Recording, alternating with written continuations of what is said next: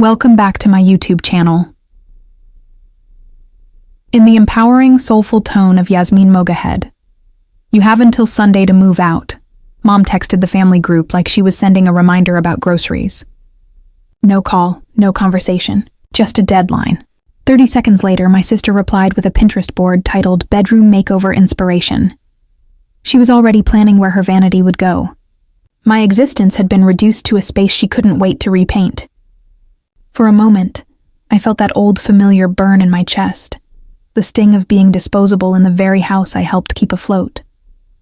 I could have typed an essay of all the bills I paid, all the nights I stayed awake helping, all the sacrifices I made when no one noticed. But silence is the loudest language of dignity, so I said nothing. Instead, I opened a different app, my property management portal, because while they were busy removing me from their home, they forgot I owned theirs. 2 clicks. Deactivate access cards, effective immediately. And just like that, their key fobs became souvenirs. No one needed to be blocked. No one needed to be cursed out. No drama, just clarity. See, there comes a time when you stop explaining your worth to people who are committed to forgetting it. You don't argue. You don't prove. You simply move differently.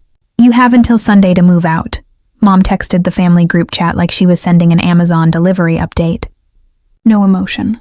No explanation. Just a timestamp with my eviction date attached.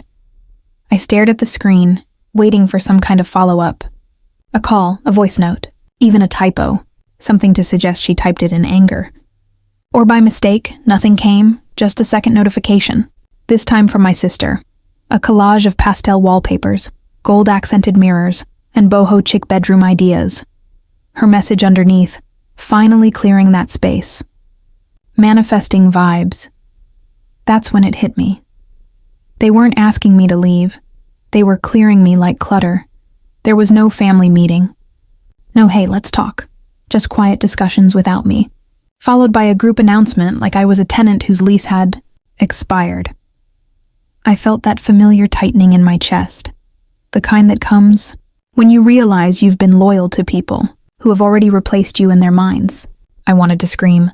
I wanted to defend myself, to list every grocery bill I covered, every late-night favor I granted, every sacrifice I made that went unnoticed. I wanted to remind them that while I didn't demand credit, I existed here, I mattered. But I didn't type any of that, because begging to be valued in a place that's already written you off is the most painful performance a soul can give. So I let the chat sit unread. I put my phone down, not because I accepted defeat, but because I finally realized something. When someone treats you like you're disposable, it's not your job to convince them otherwise. It's your cue to move differently. Silence became my shield. Not the kind that comes from weakness, but the kind born from clarity. I realized that when people are so comfortable disrespecting you out loud, it's because you've been too gentle with your boundaries. So instead of replying to the group chat, I opened a different app, one they didn't know I had access to. The property management portal. Their names were right there under registered occupants. Listed, logged, dependent. It was almost poetic. The same people who believed they could erase me with a single message were still living under my security system. They had forgotten who signed the lease, who held the master key, who they depended on while pretending I was the burden. I hovered over the Access Permissions tab. My finger didn't tremble. There was no guilt, no hesitation, just a calm I hadn't felt in years. Because for the first time, I wasn't reacting. I was redirecting. See, power doesn't always look like shouting or slamming doors. Sometimes power is moving and absolute. Silence while every locked entry speaks for you. They were planning paint colors. I was controlling entry codes. They were busy dreaming about my absence. I was preparing to give them a taste of it. And in that moment, I understood something deeply. Some people won't recognize your worth until the privileges they enjoyed through you are gone. I didn't send a warning. I didn't announce what I was about to do. Announcements are for people seeking reactions. I wasn't interested in that anymore. I was interested in peace, the kind that comes when you finally stop giving explanations to people who never listened. 2 clicks. Deactivate access. Effective immediately. The system confirmed with a quiet notification. No confetti. No dramatic sound effect. Just a line of text acknowledging what I already knew. Access revoked. A few minutes later, I heard the first knock downstairs. Not frantic, confused. The kind of knock someone makes when the world isn't operating by their expectations. Then came the muffled voices. Is your card working? No, try again. Maybe the system's down? I stayed inside, not hiding, observing. They tried a few more. Times, tapping, swiping, cursing. At the sensor like it was malfunctioning. Because surely they couldn't be the problem. It took less than 5 minutes for certainty to settle in. They realized what happened. I could have gone downstairs. I could have opened the door dramatically, delivered a speech, asked them how it felt to be shut out of the place they assumed was theirs. That would have ruined the lesson. Because sometimes the silence after consequences is louder than any confrontation. Just watched from the upstairs window. Calm, unbothered, detached. Not because I didn't care, but because I finally cared about myself more than I cared about being understood by them. Distance didn't create the change. Access did.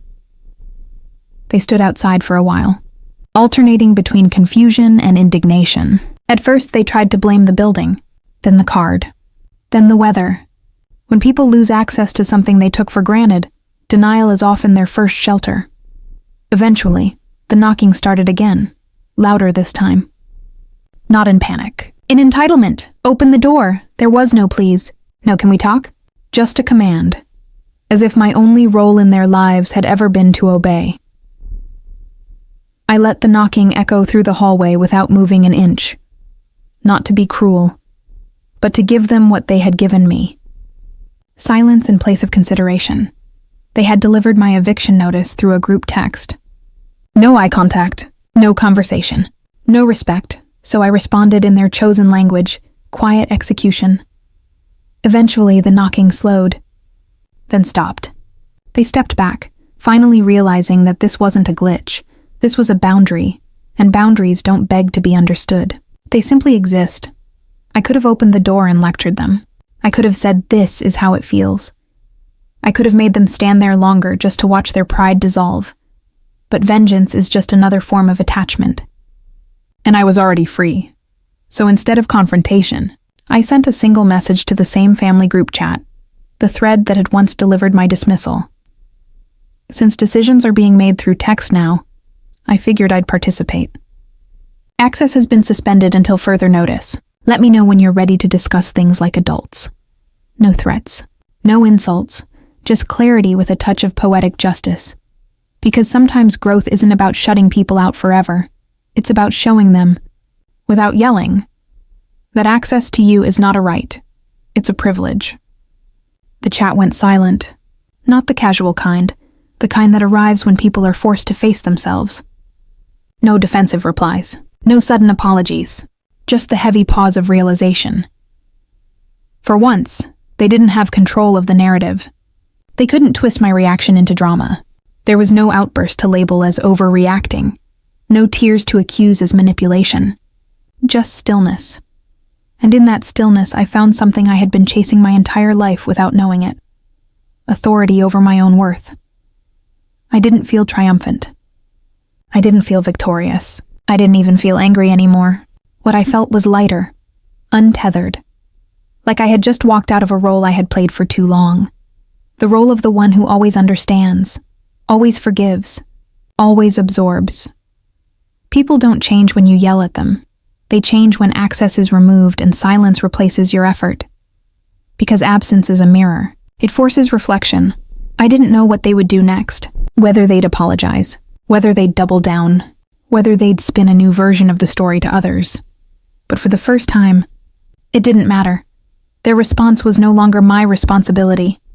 My peace was no longer up for debate. Some doors don't need to be slammed.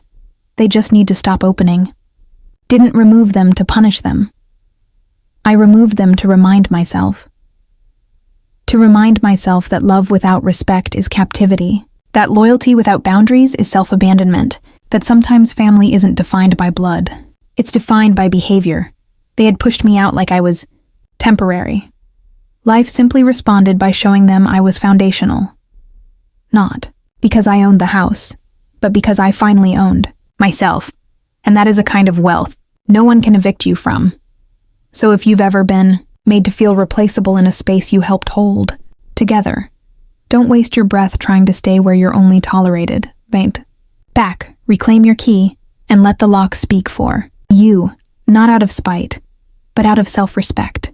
Because one day, they'll realize the difference between losing someone who needed them and losing someone they needed.